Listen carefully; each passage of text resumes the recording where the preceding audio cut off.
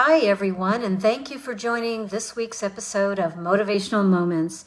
I am so excited to be here. I was literally waiting for about 10 minutes, my heart jumping out of my chest, because I am so passionate about this subject. We need to talk about it again. And it's about qualities of being an empath. You've probably heard this phrase before. It's not something new. It is a label, unfortunately, that many people put on those that are more sensitive or more emotional.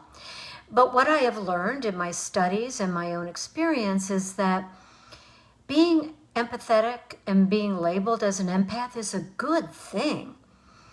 It's a good thing to have deep feelings for others and to care deeply about other people.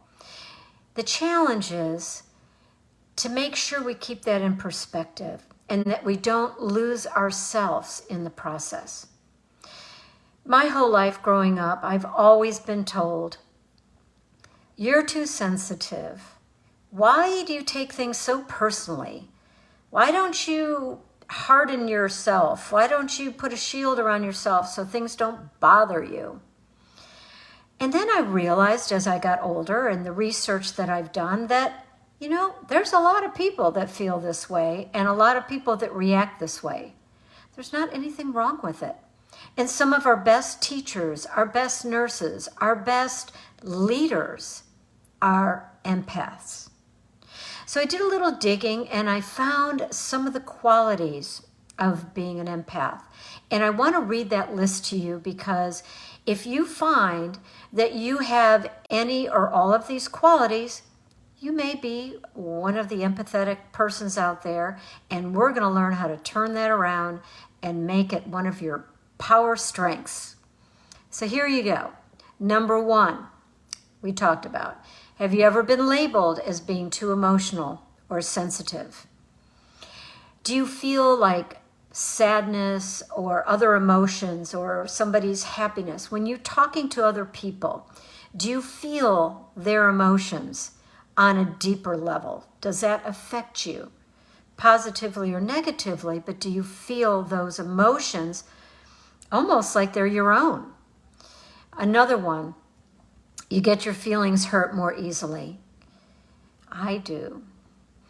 And I wish I could do better at that, and I'm working on it because we tend to take things too personally, and it's usually not the case. When our feelings get hurt, it's usually a reflection on the other person more than it is on our own selves. So we got to give ourselves permission and a break to not let those things bother us as much.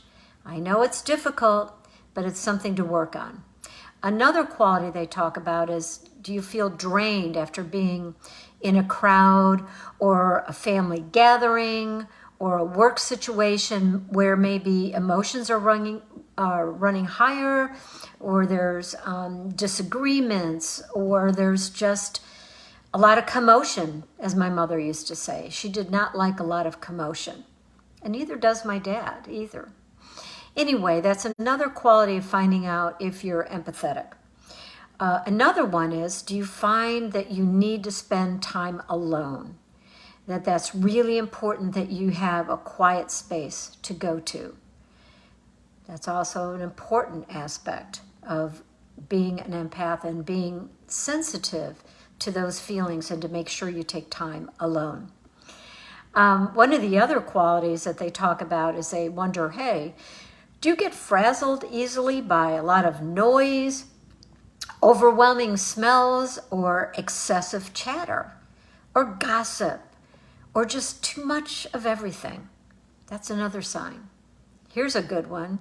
Do you prefer to take your own car to events just in case you want to leave early?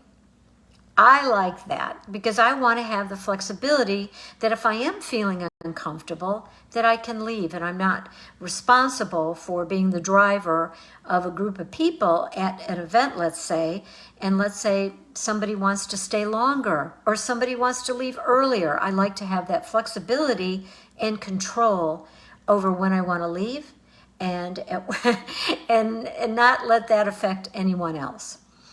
Another one, this is the last one on the list that I researched, is do you find yourself maybe overeating as a way to compensate, or having that extra glass of wine or two, or feeling that you need something, an extra Xanax or whatever medication you're taking just to be able to cope with those emotions.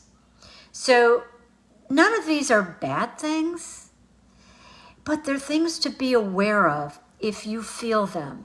And if you feel them at a deeper level than maybe somebody else, because not everybody is the same. A lot of people I know say, why do you let it bother you? None of this bothers me. Well, good for them. Good for them. I envy that in some ways. But on the other hand, I'd rather be just who I am. I also learned some quick techniques that were recommended by I think it's the Power of Positivity. These are the little things that we can do to help ourselves feel better and not feel the emotions maybe as deeply. They're really kind of what I call self-care tactics. So I'm going to read those to you, and hopefully they're going to be of help. Number one, it says, doing me, which means being yourself, and that's okay. The second one was restoring. It says restoring myself, reinventing myself, early bedtime, drinking tea, drinking lots of water, working out, working hard, eating healthy, saying no to people. Sometimes we say yes to too many things and we find ourselves overwhelmed. Take bubble baths. I say also, light candles. Stay in. You don't have to go to every event, and you don't have to go and be with people all the time. You need time to chill. Watch a movie. Watch Hallmark. Also, they say, be present. Don't worry about the past. Don't worry about the future. Try to stay present on what's going on, and then realize that you have a choice on how you can react to what's going on in your own life. It's not easy, but you do have a choice. They also say it's helpful to shift gears. If you're not in a situation that you're comfortable with, shift gears. You can excuse yourself. You can do something else if you can't leave. Or you kind of do like maybe a quick meditation or deep breathing. But shifting gears in a situation is very, very helpful. Also, one of the other tips is staying focused.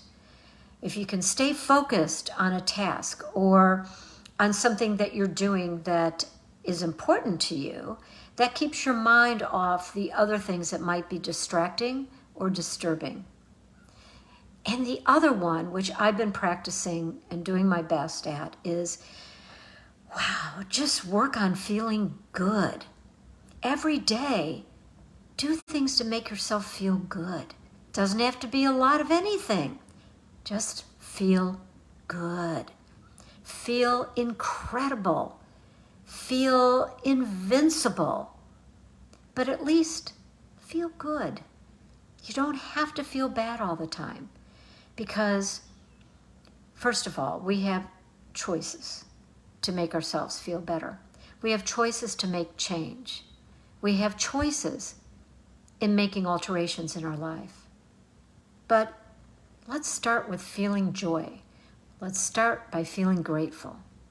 And let's start by just being uniquely ourselves. And you know what?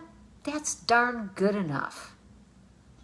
So anyway, if you're an empath out there and you care about people and you feel things deeply, good for you. Don't stop doing that. But make sure you take care of yourself too.